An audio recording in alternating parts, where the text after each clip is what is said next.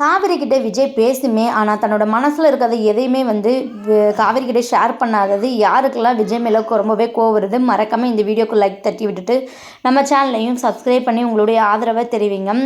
நம்ம விஜய் காவேரி 2 பேரும் ஒருத்தருக்கு ஒருத்தர் மனசு விட்டு பேசிக்கணும்னு சொல்லிட்டு நம்ம வந்து எத்தனை நாளாக வந்து இந்த மூமெண்ட்ஸ்க்காக வெயிட் பண்ணிகிட்டு இருந்தோம். இப்போ விஜய் வந்து பார்த்திங்கன்னா ஹாஸ்பிட்டல்லேருந்து வீட்டுக்கு வந்துடுறாங்க. அவருக்கு இப்போ இருக்கிற ஒரே ஒரு நினப்பு என்னென்னு பார்த்திங்கன்னா, காவேரி கிட்ட தான் வந்து இன்றைக்காச்சும் வந்து பேசியே ஆகணும், ஆஃபீஸ்க்கு போகணும். அங்கேயே வந்து காவேரி வந்து அங்கேருந்து கிளம்பி போயிட்டா. ஆனால் வந்து இன்றைக்கி வந்து எப்படியாவது நம்ம காவேரியை பார்த்து பேசிடணும், அவளை பார்த்தானா தான் நமக்கு மனசுக்கு நிம்மதியாக இருக்கும் அப்படின்னு சொல்லிட்டு நினச்சிக்கிட்டு வீட்டுக்கு வராரு. இங்கே வீட்டுக்கு வந்து பார்த்தா மறுபடியுமே வந்து வீட்டில் வந்து நம்ம காவேரி இல்லை. காவேரி வந்து பார்த்திங்கன்னா அவங்க அம்மா வீட்டுக்கு போய்ட்டு அங்கே வந்து கங்கா கூட வந்து பேசிகிட்டு இருக்காங்க. எங்கள் விஜயோட கார் வர சவுண்டு கேட்டதுமே பார்த்தீங்கன்னா கொஞ்ச நேரத்திலே காவேரி வந்து அவங்க அக்கா கிட்ட இந்த மாதிரி விஜய் வந்துட்டார் போல், நான் அவர்கிட்ட போயிட்டு பார்த்து அவர் பேசுகிறேன் அப்படின்னு சொல்லிட்டு கிளம்பி வந்துடுறாங்க. எங்கள் தாத்தா பார்த்திங்கன்னா இருக்காங்க. தாத்தா கிட்ட வந்து காவேரி இருந்துக்கிட்டு கேட்குறாங்க, எங்கே இப்போ தான் கார் சவுண்டு கேட்டுச்சு, விஜய் வந்துட்டாரா, எங்கே இருக்காரு அப்படின்னு சொல்லிட்டு கேட்குறாங்க. எங்கள் தாத்தாவுக்கு ஒரே சிரிப்பாக தான் இருக்குது. வா காவேரி, வந்ததுமே வந்து விஜய் வந்து ஒன்றா தான் கேட்டா, என்ன 2 பேருமே வந்து கண்ணாமூச்சி ஆட்டம் ஆடுறீங்களா, விஜய் உன்னை பார்க்க வரும்போது நீ வீட்டில் இல்லை, இப்போ நீ விஜய் தேடி வர சொல்லிட்டு இங்கே ஒரு மாதிரி தாத்தா வந்து கிண்டல் பண்ணி காவேரி கிட்ட வந்து பேசிகிட்டு இருக்காங்க. காவேரிக்கு ஒன்றுமே புரியலை. தாத்தா இருந்துக்கிட்டு இந்த மாதிரி விஜய் வந்து உனக்காக தான் வெயிட் பண்ணுறான், மேலே போயிட்டு ஃபஸ்ட்டு பேசு அப்படின்னு சொல்லிட்டு அனுப்பிச்சி விட்றாங்க. இங்கே பார்த்தீங்கன்னா ஒரே எக்ஸைட்டாக தான் இருக்காங்க. நம்ம விஜயுமே காவேரி கிட்ட வந்து பார்த்து பேசணும் அப்படின்னு சொல்லிட்டு காவேரி வந்ததுமே அப்படியே பார்த்திங்கன்னா நம்ம விஜய் அப்படியே ஃபேஸில் வந்து நல்லாவே சிரிப்பு தெரியுது, ஒரு மாதிரி ஒரு புன்னகை. இங்கே காவேரியை பார்த்துட்டு வா காவேரி வந்து உட்காரு அப்படின்னு சொல்லிட்டு இங்கே உட்கார சொல்கிறாங்க. இப்போ பார்த்தீங்கன்னா இந்த டைம்லேயுமே நம்ம விஜய் வந்து அந்த வெண்ணிலாவை பற்றி தான் பேசுகிறாங்க. இதனால் வந்து நம்ம காவேரி ரொம்பவே அப்செட் ஆகிடுறாங்க. இந்த மாதிரி நடந்த எல்லாத்தையுமே வந்து விஜய் வந்து எக்ஸ்பிளைன் பண்ணுறாங்க. இப்போதைக்கு வந்து வெண்ணிலாவுக்கு வந்து சரியாகாதா, இன்னும் கொஞ்ச நாள் ஆகுமா, அது வரைக்கும் வந்து பழைய ஞாபகங்கள்லாம் பக்கத்தில் இருந்து வெண்ணிலாவுக்கு வந்து சொல்லிக்கிட்டே இருக்கணுமா, நான் தான் இருக்கணும், அவளுக்கு வந்து இப்போ பார்த்தீங்கன்னா டிப்ரெஷனால் அவளுக்கு ஃபிக்ஸே வந்துருச்சு, அதனால தான் என்னால் வீட்டுக்கு கூட வர முடியல, அவள் கூட இருக்கிற நிலைமை ஆயிடுச்சு அப்படின்னு சொல்லிட்டு வந்து சொல்கிறாங்க. இதெல்லாம் கேட்ட நம்ம காவேரிக்கு ரொம்பவே ஷாக் ஆகுது. இப்போ கூட வந்து நம்மக்கிட்ட பேசணும்னு சொல்லிட்டு தோணலை இவருக்கு, அந்த வெண்ணிலா ஞாபகம் தான் ஃபுல்லாக இருக்குது, நம்ம ஞாபகம் இவருக்கு சுத்தரவாக இல்லவே இல்லை போல், நான் என்ன பண்ணுறேன், சாப்பிட்டியா, என்ன பண்ணேன், எப்படி இருக்கேன்னு சொல்லிட்டு கேட்கக்கூட அவருக்கு வந்து வாய் வரல, அதை தவிர மற்ற எல்லாமே வெண்ணிலா பேச்சாக தான் இருக்குது அப்படின்னு சொல்லிட்டு நீங்கள் மனசுலேயே பார்த்தீங்கன்னா ஒரு மாதிரி ஃபீல் பண்ணிகிட்டு இருக்காங்க காவேரி. ஃபேஸ்லேயுமே நல்லாவே தெரியுது. இதனால் காவேரி இருந்துக்கிட்டு பார்த்திங்கன்னா ரொம்பவே கடுப்பாயிடுறாங்க. விஜய்கிட்ட இந்த மாதிரி நீங்கள் இருங்க, நான் போயிட்டு தூங்க போகிறேன், எனக்கு ரொம்பவே தூக்கம் வருது, ஒரு மாதிரி டயர்டாக இருக்குது அப்படின்னு சொல்லிட்டு சொல்லிட்டு வந்து கிளம்பிடுறாங்க. விஜய்க்கு ஒன்றுமே புரியலை. அதுக்கப்புறம் தான் வந்து விஜய்க்கு வந்து தெரிய வருது, இந்த மாதிரி பார்த்திங்கன்னா வெண்ணிலாவை பற்றி பேசணுனால தான் வந்து காவேரிக்கு பிடிக்கல போல், வெண்ணிலா உடம்பு சரியில்லைன்னு சொல்லிட்டு காவேரிக்கு தெரியும், இந்த நிலமையில கூட பார்த்தீங்கன்னா நம்ம மேலே இவ்வளோ வந்து ஒரு பொசிசிவ்னஸாக இருக்கா அப்படின்னு சொல்லிட்டு ஒரு மாதிரி பார்த்திங்கன்னா சிரிச்சுக்கிட்டு இருக்காரு. கல்யாணம் ஆனாலே இப்படி தான் போல், ஒய்ஃப் இப்படி தான் இருப்பாங்க போல் அப்படின்னு சொல்லிட்டு வந்து நினச்சிக்கிறாரு. இப்போ பார்த்தீங்கன்னா காவேரி வந்து கோச்சிட்டு போயிட்டாங்க அப்படின்னு சொல்லிட்டு நம்ம விஜய்க்கு நல்லாவே தெரியுது. இதனால் வந்து காவேரியை சமாதானப்படுத்தணும் அப்படின்னு சொல்லிட்டு கிளம்பி ரூமுக்கு போகிறாரு. நம்ம காவேரி வந்து பார்த்திங்கன்னா ரூமில் வந்து படுத்துருக்காங்க. பார்த்திங்கன்னா மனசு ஃபுல்லாமே வந்து விஜய்கிட்ட தான் இருக்குது. இங்கே விஜய் மேலே அவங்களுக்கு கொஞ்சம் கோபமும் இருக்குது. இங்கே ஹாஸ்பிட்டலில் வந்து அங்கே நடந்த விஷயங்கள்லாம் பார்த்திங்கன்னா அப்படியே யோசித்த மாதிரி பார்த்திங்கன்னா ஒரு மாதிரி வந்து ஃபீல் பண்ணிவிட்டு படுத்துருக்காங்க. விஜய் வந்து இப்போ பார்த்திங்கன்னா ரூம்குள்ளே போகிறாங்க. காவேரி அப்படின்னு சொல்லிட்டு வந்து நம்ம விஜய் வந்து கூப்பிட்றாங்க. ஆனால் காவேரி எதுவுமே வந்து ரெஸ்பான்ஸ் பண்ணலை. விஜய் வந்து காவேரி பக்கத்தில் போயிட்டு படுத்துக்கிட்டு, காவேரி ஒன்றை தான் என்னை பாரு, நீ சும்மா தான் வந்து கண்மூடி இருக்க அப்படின்னு சொல்லிட்டு தெரியும், நீ ஒன்றும் தூங்கவே இல்லை, எதுக்காக இப்படி வந்து என்கிட்ட கொஞ்சம் கூட உனக்கு பேசணும்னு சொல்லிட்டு தோணலையா, நான் பேசிகிட்டு இருக்கும்போது இப்படி வந்துட்டேன் தூக்கம் வருது அப்படின்னு சொல்லிட்டு, நான் உன்னை எவ்வளோ மிஸ் பண்ணேன் தெரியுமா காவேரி அப்படின்னு சொல்லிட்டு இங்கே பார்த்தீங்கன்னா பேசுகிறதுக்காக நம்ம விஜய் வந்து ஸ்டார்ட் பண்ணுறாரு. இங்கே காவேரி அப்படியே பார்த்தீங்கன்னா மெதுவாக வந்து கண் விழிக்கிறாங்க. யார் நீங்களா என்ன மிஸ் பண்ணீங்க, இதெல்லாம் நான் நம்புகிறதா, உங்களுக்கு ஒரு டைம் கூட வந்து எனக்கு கால் பண்ணணும், ஒரு மெசேஜ் பண்ணணும், என் ஞாபகமே உங்களுக்கு இல்லாமல் போயிடுச்சுல, உங்கள் வெண்ணிலா வரவும் எனக்கு தெரியுங்க, எனக்கு முன்னாடியே தெரியும். உங்களுக்கு வந்து நானா வெண்ணிலாவா அப்படின்னு சொல்லிட்டு வரும்போது உங்களுக்கு வெண்ணிலா தான் முக்கியம். நீங்களே அதை உங்கள் வாயிலிருந்து வந்து சொல்லியிருக்கீங்க. நான் தான் வந்து முட்டாள் மாதிரி இன்னுமே வந்து நீங்கள் வந்து எனக்கு தான் அப்படின்னு சொல்லிட்டு வந்து நினச்சி தப்பாக புரிஞ்சுக்கிட்டேன். இன்றைக்கி கூட உங்களை வந்து நான் பார்க்குறதுக்காக ஹாஸ்பிட்டல் வரையுமே வந்தேன். ஆனால் உங்கள் கண் முன்னாடி இருந்துமே வந்து நீங்கள் என்னை கொஞ்சம் கூட வந்து கண்டுக்கவே இல்லை. அப்போ கூட வந்து நீங்கள் அவ்வளோ பிஸியாக தான் இருந்தீங்க ஃபோன் பேசிகிட்டு இருந்து. ஆனால் வந்து என்ன உங்களுக்கு தெரியவே இல்லைல்ல, நான் உங்களுக்கு அந்த இடத்துல தெரியவே இல்லைல்ல. ஆனால் நீங்கள் என்னை பார்க்காத மாதிரி போயிட்டீங்க. அப்போது என்னோடய மனசு அப்படியே சுக்குநூறாக உடஞ்சிருச்சு. அது மட்டும் இல்லாமல் ஹாஸ்பிட்டலில் வந்து சொன்னாங்க உங்களை பற்றியும் வெண்ணிலாவை பற்றியும். நீங்கள் வெண்ணிலாவை எவ்வளோ நல்லா பார்த்துக்கிட்டீங்க, வெண்ணிலா மேலே எவ்வளோ பாசமாக இருந்தீங்க. நைட்டு கூட தூங்காமல் பார்த்தீங்கன்னா வெண்ணிலாவை நீங்கள் பார்த்துக்கிட்டீங்களாமே.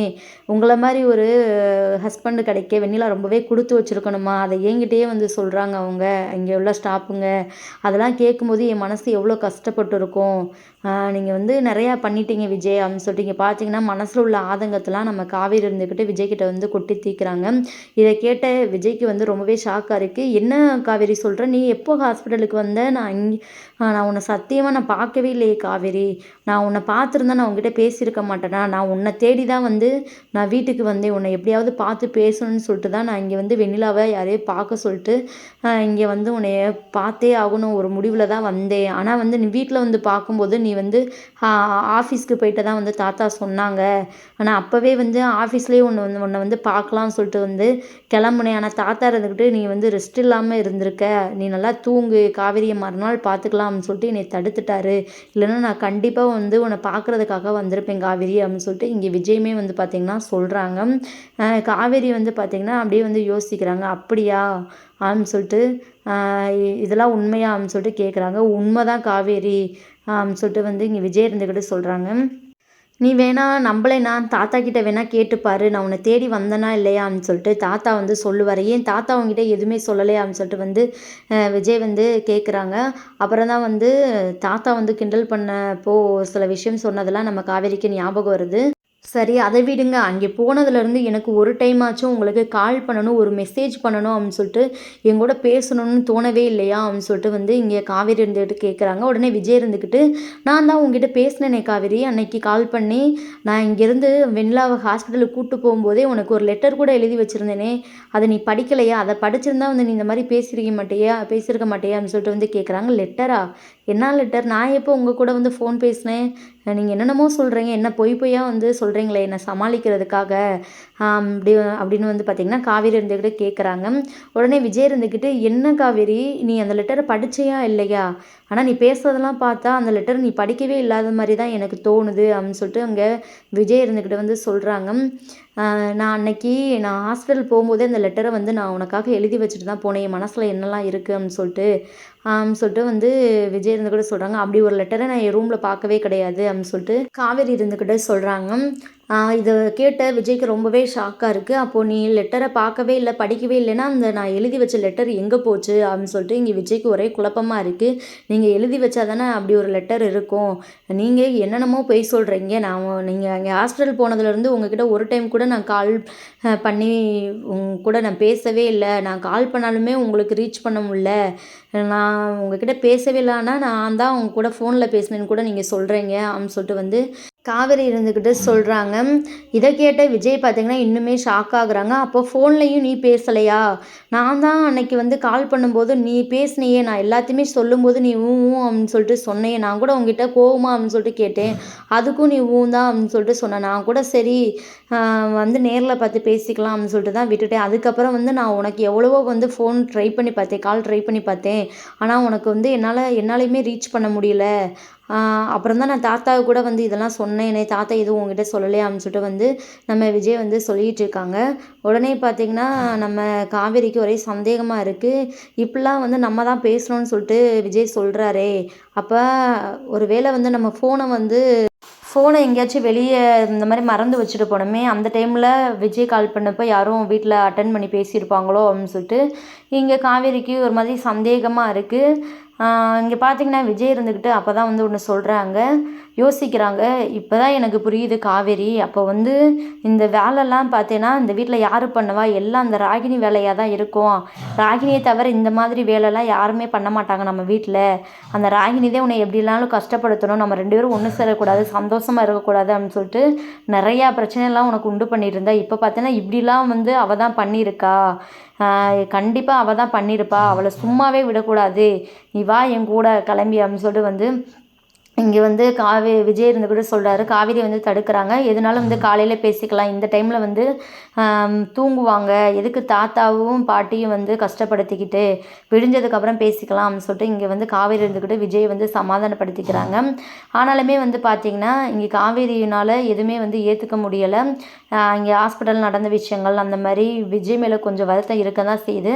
சரி தூங்கலாம் அப்படின்னு சொல்லிட்டு இங்கே காவேரியுமே தூங்கிறாங்க. காலையில் எந்திரிச்ச முதல் வேலையாக பார்த்திங்கன்னா விஜய் இருந்துக்கிட்டு போயிட்டு இங்கே வெளியே போயிட்டு ஹாலில் இருந்துக்கிட்டு ராகினி ராகினி அப்படின்னு சொல்லிட்டு கத்துறாங்க. ராகினி வராங்க. என்ன விஜய் என்னாச்சு, எதுக்கு என்ன காலங்காலத்திலே கூப்பிட்டு இருக்கீங்க? அப்படியே தூக்க கலக்கத்தோடு வந்து பார்த்திங்கன்னா ராகினி அப்படியே வந்து விஜய்கிட்ட வந்து நிற்கிறாங்க. என்னாச்சு விஜய், எதுக்காக இப்படி வந்து கத்திக்கிட்டு இருக்கீங்க, தூங்க கூட விடாமல் அப்படின்னு சொல்லிட்டு வந்து கேட்குறாங்க. அப்படியே பார்த்திங்கன்னா ராகினி லெஃப்ட் ரைட்டு வாங்குறாங்க. ஏய் ராகினி, உனக்கு எவ்வளோ திமிர் இருந்தால் நான் காவேரிக்கு கால் பண்ணும்போது நீ அட்டன் பண்ணி பேசியிருப்ப. அது மட்டும் இல்லாமல் ராகினிக்கு நான் எழுதி வச்ச லெட்டரையும் வந்து நீ தான் எடுத்திருக்க. என்ன பண்ண, ஒழுங்காக உண்மையை சொல்லி, இல்லைன்னா நீ இந்த வீட்டிலேயே வந்து இருக்கவே முடியாது அப்படின்னு சொல்லிட்டு நல்லாவே வந்து ராகினியை பார்த்திங்கன்னா திட்டி விட்றாங்க. ராகினிக்கு ரொம்பவே ஷாக்காக இருக்குது. ஐயோ நம்ம பண்ண வேலை எல்லாமே வந்து கண்டுபிடிச்சிட்டாரே விஜய் அப்படின்னு சொல்லிட்டு வந்து பார்த்திங்கன்னா மனசுக்குள்ளே அப்படியே பார்த்திங்கன்னா பயந்துட்டுருக்காங்க.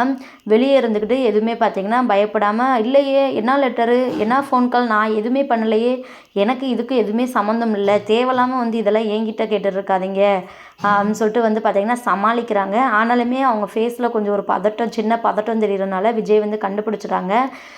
நல்லாவே தெரியுது, உன் மூஞ்சியை பார்த்தாலே நல்லாவே தெரியுது, இந்த வேலையை நீ தான் பண்ணியிருப்ப. இந்த மாதிரி கேவலமான வேலை உன்னை தவிர இந்த வீட்டில் வேறு யாருமே பண்ண மாட்டாங்க. ஒழுங்காக உண்மையை சொல்லு, நீ தானே காவிரியை கஷ்டப்படுத்தணும், அவள் சந்தோஷத்தை கெடுக்கணும் அப்படின்னு சொல்லிட்டு இப்போ இந்த மாதிரிலாம் வேலை பார்த்த, நீயே சொல்லிட்டா நல்லதில்லை, நானே கண்டுபிடிச்சேன்னா இந்த வீட்டிலேயே ஒரு நிமிஷம் கூட நீ உன்னை இருக்க விட மாட்டேன் அப்படின்னு சொல்லிட்டு இங்கே விஜய் இருந்துக்கிட்டு சொல்லவும் ராகினி இருந்துக்கிட்டு பார்த்திங்கன்னா அப்படியே உண்மையை சொல்லிடுறாங்க. ஆமாம் நான் தான் தெரியாமல் பண்ணிவிட்டேன், தயவு செஞ்சு நீ மன்னிச்சிடுங்க அப்படின்னு சொல்லிட்டு பார்த்திங்கன்னா அவங்க சொல்லியிருக்காங்க. ஆனால் இது எதையுமே வந்து பார்த்திங்கன்னா விஜய் இருந்துக்கிட்டு காதில் வாங்கிக்கல. ராகினியை பிடிச்சி கழுத்தை பிடிச்சி வெளியே தள்ள போகிறாங்க. இந்த மாதிரி ஒரு சீன் நடந்தால் ரொம்பவே நல்லா இருக்குங்க. ராகினி பண்ண வேலைக்கு இதெல்லாம் தேவை தான் அப்படின்னு சொல்லிட்டு நீங்கள் நினச்சிங்கன்னா கீழே கமெண்ட் பண்ணி தெரிவிங்க. இன்னும் வரும் எபிசோடு தாங்க ரொம்பவே பார்த்திங்கன்னா இன்ட்ரெஸ்டிங்காக இருக்க போகுது. இது வரைக்கும் பார்த்திங்கன்னா அப்படி இப்படின்னு சொல்லிட்டு இழுத்துட்டு இருந்தாங்க. இன்னும் தாங்க அவ்வளோதான், வர்றதெல்லாம் ரொம்பவே ட்விஸ்டான இன்ட்ரெஸ்டிங்கான சீனாக தான் இருக்க போகுது. இந்த ராகினி பண்ண பித்தலாட்டம் எல்லாமே வந்து சதி வேலை எல்லாமே வந்து விஜய்க்கு தெரியணும். ராகினி வந்து கழுத்தை பிடிச்சி விஜய் வந்து வீட்டை விட்டு வெளியே அனுப்பிச்சி விடணும். இதை பார்த்து காவிரி ரொம்பவே சந்தோஷப்படணும். என்ன மாதிரிலாம் இன்ட்ரெஸ்டிங்கான ட்விஸ்டான விஷயங்கள்லாம் இன்னும் அப்கமிங் எபிசோடில் நடக்க போகுதுன்னு சொல்லிட்டு நம்ம வெயிட் பண்ணி எபிசோடை பார்த்து தெரிஞ்சுக்கலாம். இந்த வீடியோ பிடிச்சிருந்தா ஒரு லைக் பண்ணிவிட்டு கூடவே நம்ம சேனலையும் சப்ஸ்கிரைப் பண்ணி மற்றவங்களுக்கும் ஷேர் பண்ணி விடுங்க. தேங்க்யூ ஃபார் வாட்சிங்.